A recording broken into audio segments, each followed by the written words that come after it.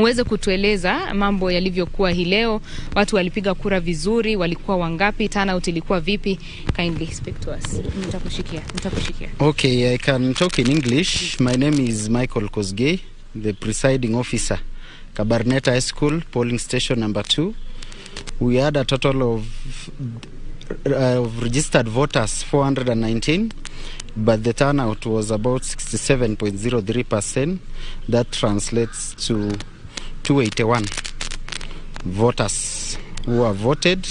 We are yet to count the votes and know which candidate will get in the MCA seat, the member of National Assembly, member of the Senate, the women rep, the governor, and all other posts, and also transmit the results for the presidency, which we will begin by counting in less than 30 minutes time.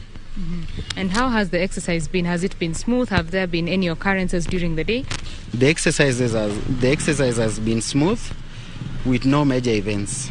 Yeah. Major events. So what happens now, and how are you going to transmit these results from this polling station to the tallying center?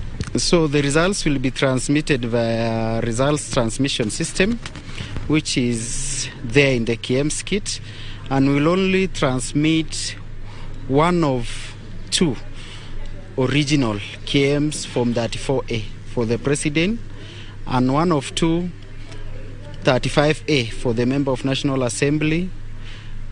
And then we move down for 36A. 36A, one of 2 will be for the member of County Assembly.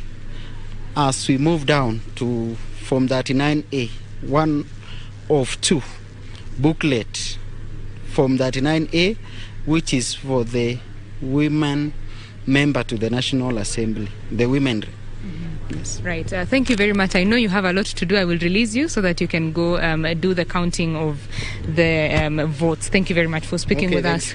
That is Michael Kosgei, the presiding officer at Kabarnet High School polling station, and he has just informed us that there was about 67% turnout here in this polling station. Now, in this particular county, there were concerns, as I reported yesterday, about insecurity fears and low voter turnout being affected by insecurity. And just this afternoon there was an attack, but thankfully the police officers just thwarted that particular attack and recovered some livestock. The attack happened at Chemoe in Baringo County. I will speak now to Adamson Bungei. He is the county police commandant. Kindly join me, Mr. Bungei, and just give us an overview of what happened and what transpired this afternoon. Okay, thank you. I just want to once again assure members or residents of Baringo of their security. We are very much alert on this because this is our noble responsibility within this area of Baringo. As per what happened today in the afternoon, the election, or rather the exercise which has been ongoing, has been going on well.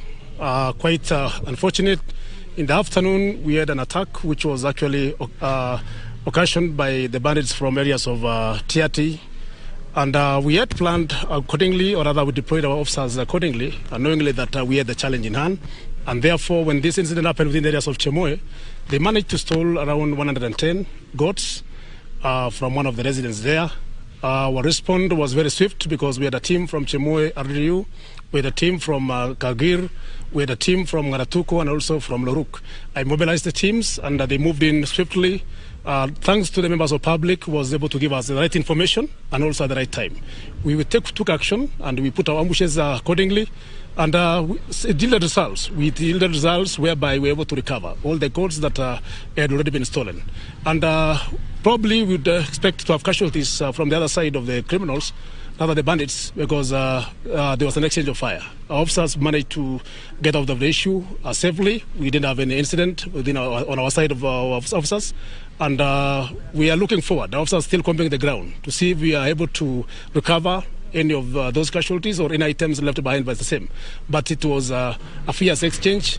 But thank God we were able to do our work well and recover the same. So we once again want to assure members of those lower sides of Kagir, areas of Chemoe, areas of that is Kapturo, areas of Sibilo, all those inclusive areas that we are alert on this. We are watching on this, not forgetting areas of Arabal.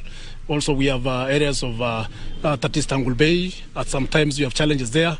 We've set our teams right for this operation to ensure that all things go right without any challenge whatsoever. Right. So that is it. As we just delve into this issue, yes. This being an election day, how did it affect the elections? And also, did they take advantage of people going to vote so that they can raid the area? Well, that is a good one. But I just want to say this, that is on their thinking, but we are aware of this.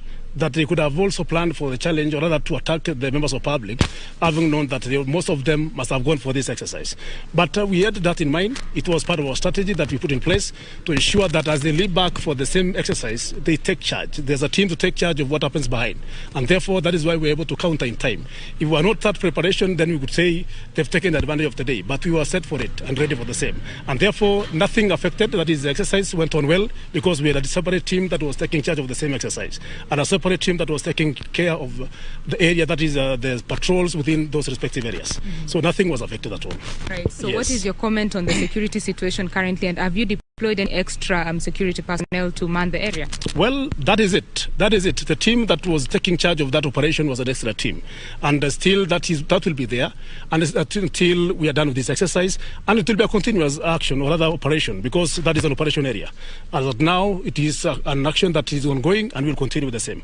So we want to assure members of public to be assured of their security because we are there for it. Mm-hmm. And we will take charge of that. Right. Thank you. And apart from the attack in Chemoe, during the voting exercise, has there been any reported incident? No, so far within the entire Baringo, we don't have an incident. I can say want to appreciate the members of public for their conducts and also the aspirants and any participant of this exercise. It has been a good one for the Baringo teams, and we are looking forward for a better one as we end up now the exercise. I just want to assure the residents of Baringo that let us remain calm. And we wait for the results as we've done our part. That is the good image that we can give our country from this county. That is what I can say to my people from Baringo. Thank you very much for you. speaking with us.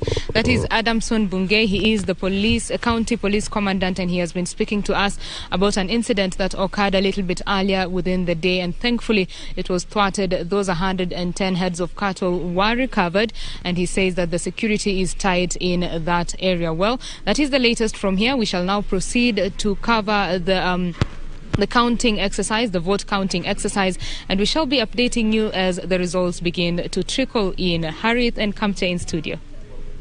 Na Betty Kiptum kutoka eneo hilo la Kabarnet lililo katika kaunti ya Baringo, na mengi yamezungumzwa, lakini cha msingi bado tunazidi kuona kwamba vyombo vya usalama vinajitahidi kuhakikisha kwamba hakuna machafuko yoyote, pamoja na unajua maeneo hayo yanajulikana sana kwa wizi wa mifugo, na labda baadhi yao walitaka kuchukua fursa hii ya watu kwenda kupiga kura kuona wameacha kila kitu na maboma yao yameachwa hivyo.